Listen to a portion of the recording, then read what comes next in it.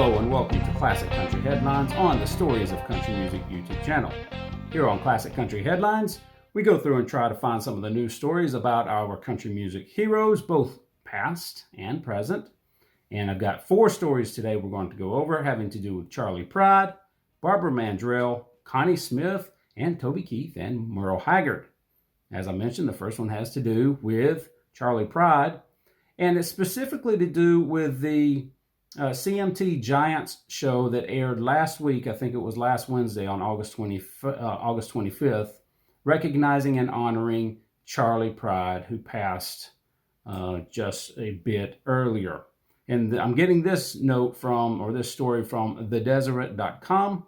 I hope I said that right. I'm not really sure. I've never really used these guys for a source, but they had the most well-rounded source, I thought. So we'll go through this. Speaking of Charley Pride, he was country music's first black superstar, raised on a cotton farm in Sledge, Mississippi. Pride used money from picking cotton to buy his first guitar when he was 14 in 1948.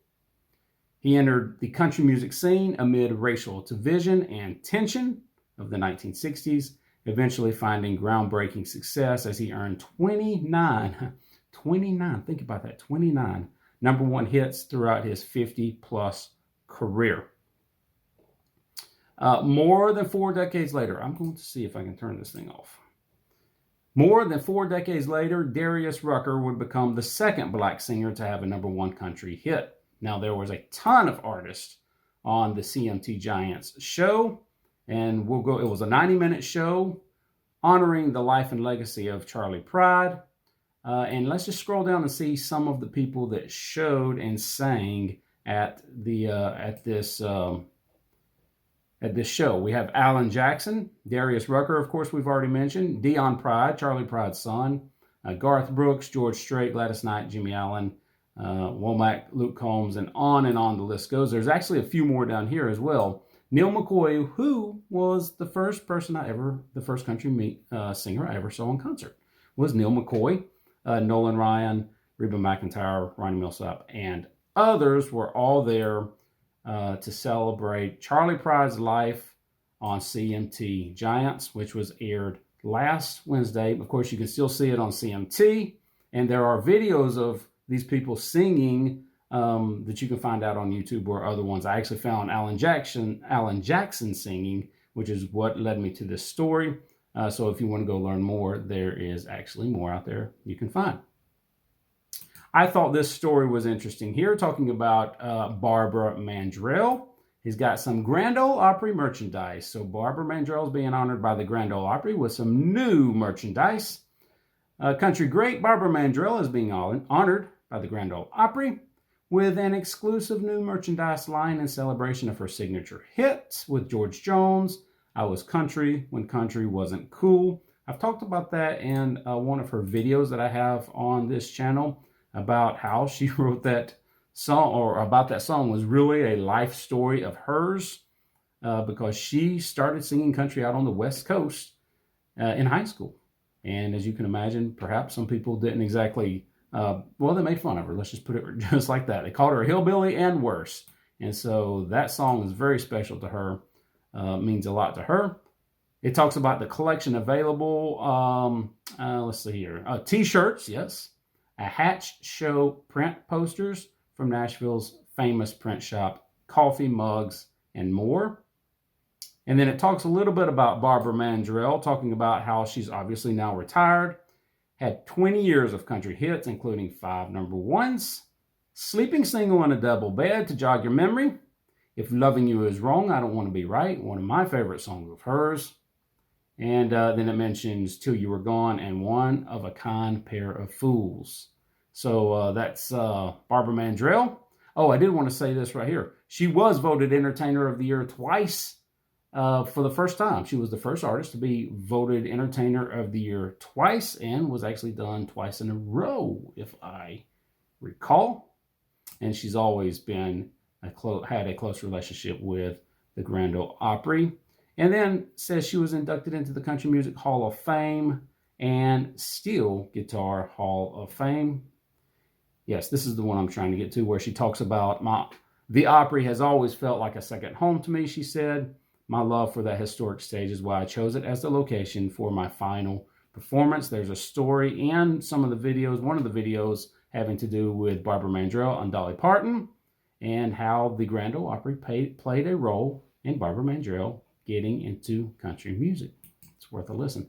If I think of it, I will try to include it in the description below. I say that sometimes and then I forget. Connie Smith releasing her 54th album. So that's a lot of albums. There's some cool, interesting thoughts in here, some cool, interesting facts. Releasing a 54th album is a milestone few artists reach, and it's one Connie doesn't take for granted. She's had 6 decades of singing. She put her career on pause to raise a family, yet always being a revered presence at the Grand Ole Opry. Well, where she will celebrate her 56th anniversary next month. I've seen her at the Grand Ole Opry. She still hosts shows at the Grand Ole Opry. Still great dear friends with Bill Anderson, who they celebrated his 60th anniversary at the Grand Ole Opry not long ago. So it's just so interesting keeping up with country music history. All right, what did she release? Well, on August 20th, Connie Smith released The Cry of the Heart. Of course, she's in the Hall of Fame. But in the 10 years since, let me catch up. The Country Music Hall of Famer continues to cement a considerable legacy, but in the 10 years since her last album, Smith has been anything but idle. Well, what's she been doing? She's been saying, I was busy, I've got 8 grandkids, 5 kids, and a new great-grandbaby, and I've just been living. I am sorry that this is so irritating, this cursor, that I forgot to turn off, and I have to turn it off for every page. So Connie Smith releasing 54 albums. My goodness. Oh, and some of you may not know this, but let's just get to it just in case you don't. The Cry of the Heart was produced by Smith's husband of 24 years, fellow Country Music Hall of Famer, Marty Stewart. So she's been married to Marty Stewart for a while, and she admits it was he that actually encouraged her to record more frequently. By the way, this is from Billboard.com. That is Connie Smith. And then one more story on Toby Keith receiving the Merle Haggard Spirit Award at the ACM Honors. Turning this off now. This is by Outsider.com. During the ACM Honors, Toby Keith was presented with the Haggard Spirit Award, held at the historic Ryman Auditorium on Wednesday, August 25th. After he received the award, he shared his memories of the country music legend on social media. And this is Toby talking about Merle Haggard. When you grow up in the business, your heroes, your mentors, you want them to be big as life and hope that it turns out great. And Merle Haggard was that and much more. We would cut each other's songs. We sang together, had so much fun. Thank you for this award. Oh, and I did want to list what the Haggard Spirit Award is. The Haggard Spirit Award is presented to a singer-songwriter who is continuing the legacy of a country legend and 20-time ACM Award winner Merle Haggard by following his or her own path, crafting great songs and epitomizing Merle's spirit through genuine performances and great storytelling. And Toby Keith received that award earlier, just a week or two ago. All right, so that is Classic Country Headlines for today. If you like this kind of content and want to keep up with your country music heroes, please like this video and subscribe to the Stories of Country Music YouTube channel.